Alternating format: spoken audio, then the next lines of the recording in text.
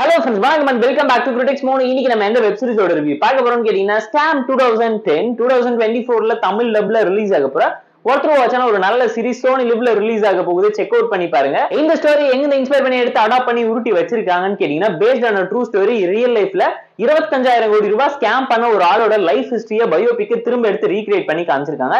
நெட்ஃபிளிக்ஸ்ல documentary டிராமாவா த bad billionaire சீரீஸ்ல இருந்து inspire பண்ணி இருக்கக்கூடிய ஒரு நல்ல கேரக்டர் தான் சொல்லுவேன்.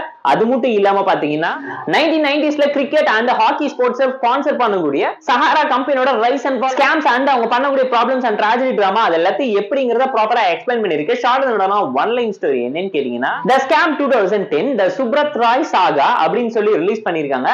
சாரா இண்டஸ்ட்ரீஸோட மகாராஜான்னு சொல்லுவாங்க. அவர் தான் ஃபவுண்டரா இருந்து ஸ்டார்ட் பண்றாரு. சின்ன வயசுல மெக்கானிக்கல் இன்ஜினியரிங் முடிச்சு நார்மலான ஒரு பொண்ணை கல்யாணம் பண்ணிட்டு சிம்பிளான லைஃப் வாழ்றவர் பாத்தீங்கன்னா வீட்டுக்கு போய் ஃபுட் ப்ராடக்ட்ஸ் டெலிவரி பண்ணிட்டு இருக்காரு. சொந்தமா மசாலாலாம் அரைச்சு ஜெயா ஃபுட் ப்ராடக்ட்ஸ்ங்கிற கம்பெனி மூலியமா நிறைய விஷயத்த மக்களுக்கு பண்ணிக்கிட்டு இருக்கு. அவர் பாத்தீங்கன்னா ஒரு ஸ்டேஜ்ல ஒரு சின்ன சிட் ஃபண்ட்ஸ் கம்பெனி ஆரம்பிச்சு மக்கள் கிட்ட பணத்தை வாங்கி அதை நல்ல இடத்துல இன்வெஸ்ட் பண்ணி டபுளாவும் ட்ரிபிளாவும் கொடுத்துட்டு இருக்காரு. அந்த ஊருக்குள்ள நல்ல பேர் வர வர ஊர்ல இருக்க பக்கத்து ஊர்ல இருக்க எல்லாருமே ஒண்ணு சேர்ந்து அவர்கிட்ட பணத்தை கொடுக்க ஆரம்பிக்கிறாங்க. கம்பெனி பெருசா வளர ஆரம்பிக்குது. சிட் ஃபண்ட் கம்பெனி நடத்திக்கிட்டு இருந்தவங்க பினான்ஸை தாண்டி என்டர்டைன்மெண்ட், சினிமா, ஸ்போர்ட்ஸ் சொல்லி எல்லாத்திலுமே கால் தடம் பதிச்சு மிகப்பெரிய வெற்றி சாம்ராஜ்யத்தையே உருவாக்குறாங்க. டூரிசம், பாலிடிக்ஸ்னு சொல்லி எதையுமே விட்டு வைக்காம பூந்து விளையாண்டுகிட்டு இருக்காங்க. அந்த மாதிரி டைம்ல இவங்களோட பிராண்டை ப்ரமோட் பண்ணணுங்கிறதுக்காகவே ஸ்போர்ட்ஸ்ல கிரிக்கெட் அண்ட் ஹாக்கியோட ஜெர்சில மெயின் பிளேஸையே கவர் பண்ணி ஹோல்டு பண்ணி வச்சிருந்தாங்க. அட் தி சேம் டைம் மக்களுக்கு வரக்கூடிய பிரச்சனையை தாண்டி ஒரே ஒரு ஐடி ஆபீசர் ஒரே ஒரு கால்குலேஷன் மிஸ்டேக் எரரை கண்டுபிடிக்கிறதுக்காக சஹாரா இண்டஸ்ட்ரீஸோட ஃபைல கை வைக்கும் போது 25,000 கோடி ரூபாய்க்கு மேல இன்வெஸ்டர்ஸோட ஸ்கேம் நடந்திருக்குங்கிறத ஓபன் அப் பண்ணி எக்ஸ்போஸ் பண்ண ட்ரை பண்ணப்ப அவரை தூக்கி டிரான்ஸ்பர் பண்ணி ஆளே அடையாளம் இல்லாம ஆக்கி விட்டுறாங்க.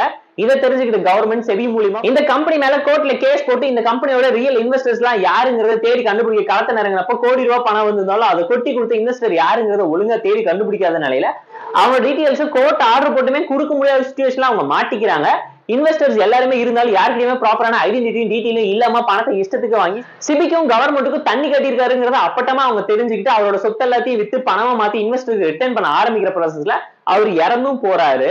அண்ட் இப்ப வரைக்கும் சிபிஆல அந்த இன்வெஸ்டர்ஸ் கிட்ட அந்த பணத்தை அப்படியே திருப்பி தர முடியாம அந்த பணமும் என்னாச்சு, சிபிஐ இந்த கேஸ் அப்படியே மூடி மறைச்சாங்கிற உண்மையும் தெரியாம ஸ்கேம் 2010 சீசன் 3ல பார்த்து என்ஜாய் பண்ண நானும் உங்களை மாதிரி வெயிட் பண்ணிட்டு இருக்கேன். மறக்காம செக் அவுட் பண்ணி பாருங்க. அண்ட் கிரிக்கெட்ல ரொம்ப ஃபேமஸா இருந்ததுனால ஐபிஎல் நடந்த டைம்ல பூனே வாரியர்ஸ்ங்கிற ஒரு டீமையே ஹோல்டு பண்ணி வச்சிருந்து மிகப்பெரிய சாம்ராஜ்யம் நடத்திக்கிட்டு இருந்தாங்க. ரயில்வே இண்டஸ்ட்ரீஸ்க்கு அப்புறமே பாத்தீங்கன்னா அதிக எம்ப்ளாயிஸ் உள்ள ஒரே இண்டஸ்ட்ரி சஹாரா இண்டஸ்ட்ரீஸ்ங்கிறத நான் சொல்லிதான் நீங்க தெரிஞ்சுக்கணும்னு இல்லைங்க.